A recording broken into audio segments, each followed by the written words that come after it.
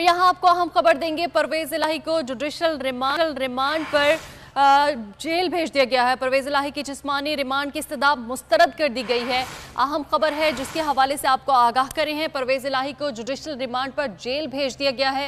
ये ताज़ा तरीन खबर है जिसके हवाले से आपको आगाह करे हैं। परवेज इलाही की जिस्मानी रिमांड की इस्तदा मुस्तरद कर दी गई है। परवेज इलाही को जुडिशल रिमांड पर जेल भेज दिया गया है। आपको बता रहे हैं कि परवेज इलाही की जिस्मानी रिमांड की इस्तदा मुस्तरद कर दी गई है। और इस हवाले से आपको बताते चले कि परवेज इलाही को जुडिशल रिमांड पर एक बार फिर से जेल भेज दिया गया है और उनकी जिस्मानी रिमांड की इस्तदा को भी मुस्तरद कर दिया गया है। हेडलाइंस आप जान चुके हैं। इसी के साथ ही न्यूज़ स्टूडियो से फिल वक्त इतना ही। मजीद खबरों और अपडेट्स के लिए विजिट कीजिए हमारी वेबसाइट bolnews.com।